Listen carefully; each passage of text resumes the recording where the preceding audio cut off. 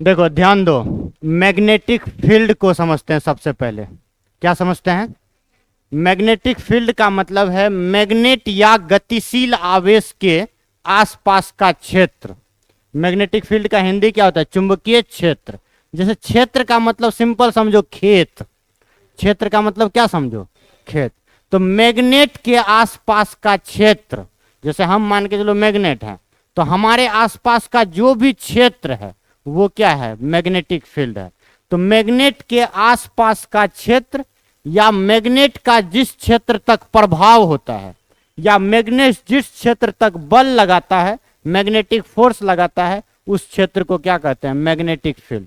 इसका मतलब हम तीन तरह से समझे कि मैग्नेट या गतिशील आवेश अर्थात धारा के आसपास के क्षेत्र को जहां तक उस मैग्नेट या धारा का प्रभाव होता है या जिस क्षेत्र तक मैग्नेटिक फोर्स का अनुभव किया जाता है उसे ही हम बोलते हैं मैग्नेटिक फील्ड।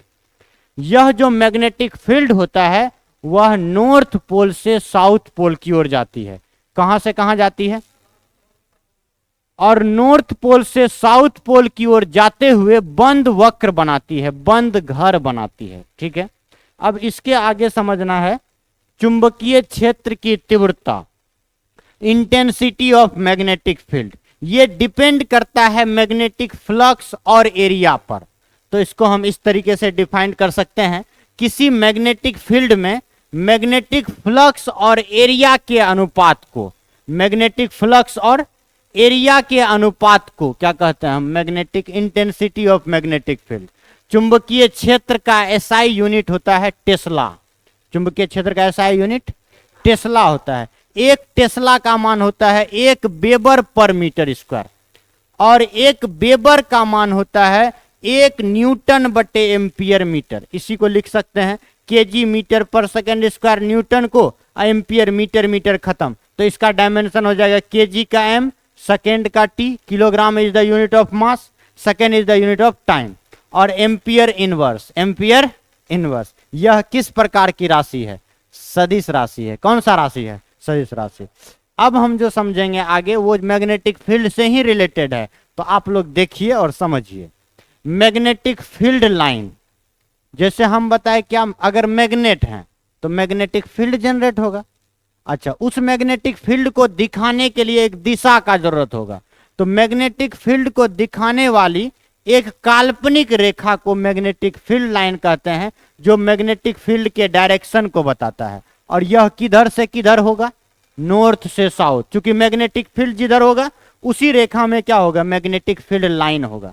तो magnetic field line, magnetic field में वह काल्पनिक रेखा है जो नॉर्थ पोल से साउथ पोल की ओर जाते हुए बंद वक्र बनाती है।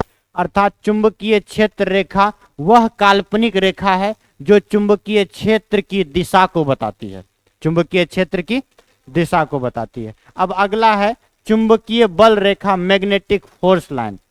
क्योंकि गतिशील आवेश या मैग्नेट क्या उत्पन्न करेगा? चुंबकीय बल। तो चुंबकीय बल की दिशा बताने वाली रेखा को चुंबकीय बल रेखा कहते हैं। यह भी नॉर्थ पोल से कहां जाएगा? इसका मतलब अगर हम मैग्नेट हैं, जिस दिशा में मैग्नेटिक फील्ड उत्पन्न होगा उसी दिशा में मैग्नेटिक फील्ड लाइन होगा और उसी दिशा में मैग्नेटिक फोर्स होगा। जैसे मेरा डायरेक्शन इधर है तो हम बल इधर लगाएंगे, या हम अगर बल इधर लगा रहे हैं तो मैग्नेटिक फील्ड भी इधर होगा। अगर हम जा रहे हैं इधर तो मेरा डायरेक्शन इधर है, फील्ड का डायरेक्शन इधर है, मैग्नेटिक फोर्स का डायरेक्शन इधर है।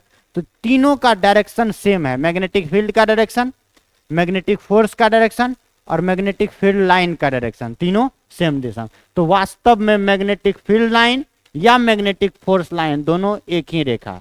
इसका अगर बोलेगा चुंबकीय क्षेत्र रेखा के गुण को बताएं या चुंबकीय बल रेखा के गुण को बताएं, तो क्या बोलेंगे? चुंबकीय क्षेत्र रेखा चुंबकीय क्षेत्र की दिशा को बताती है, चुंबकीय बल रेखा चुंबकीय बल की दिशा को बताती है। चुंबकीय क्षेत्र रेखा, चुंबकीय बल रेखा दोनों एक ही काल्पनिक रेखा है जो नॉर्थ पोल से कहां जाती है? साउथ पोल की ओर बंद वक्र बनाती है। ये हो गया। अब देखो, इसके बाद हम लोग को समझना है मैग्नेटिक फ्लक्स। क्या समझना है? कुल चुंबकीय बल रेखा की संख्या को क्या कहते हैं? चुंबकीय फ्लक्स।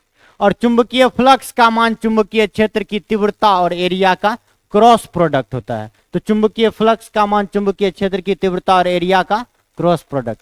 देखिए सर, आप लोग मजाक में मत लीजिए, टोपी इधर उधर। मैग्नेटिज्म में सबसे डिफिकल्ट चैप्टर माना जाता है इसका 12th क्लास का। सबसे आसान चैप्टर है ऑप्टिक्स।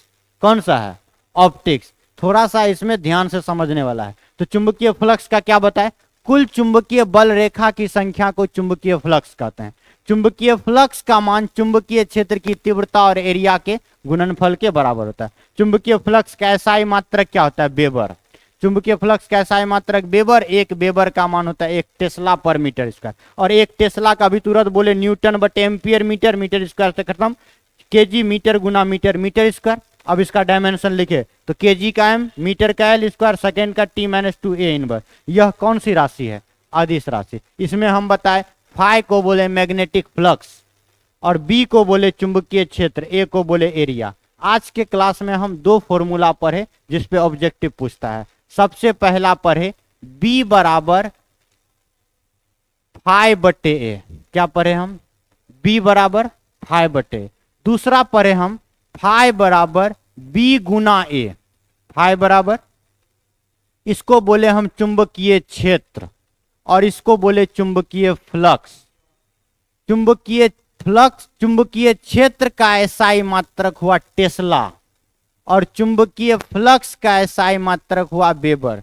चूंकि यह दोनों वैज्ञानिक का नाम है तो 1 टेस्ला का मान हो गया वेबर पर मीटर स्क्वायर। 1 टेस्ला का मान क्या हो गया? चूंकि इसका मात्रक हुआ वेबर और इसका हो गया मीटर स्क्वायर एरिया का, तो वेबर पर मीटर स्क्वायर। उसी प्रकार से चुंबकीय फ्लक्स का एसआई मात्रक वेबर और 1 वेबर का मान चुंबकीय क्षेत्र का टेस्ला और एरिया का क्या हो जाएगा? मीटर स्क्वायर, यानी टेस्ला मीटर स्क्वायर। इसमें कम से कम ये समझ आना चाहिए आप लोगों को, कुल चुंबकीय बल रेखा की संख्या को चुंबकीय फ्लक्स कहते हैं। चुंबकीय फ्लक्स का मान चुंबकीय क्षेत्र की तीव्रता और एरिया के गुणनफल के बराबर होता है। चुंबकीय क्षेत्र की तीव्रता का मान चुंबकीय फ्लक्स और एरिया के अनुपात के बराबर होता है। चुंबकीय फ्लक्स का एसआई मात्रक होता है वेबर। 1 वेबर का मान होता है 1 टेस्ला मीटर स्क्वायर और चुंबकीय क्षेत्र का मात्रक होता है टेस्ला और 1 टेस्ला का मान होता है 1 वेबर पर मीटर स्क्वायर। इसके बाद इस पे क्या है? न्यूमेरिकल है।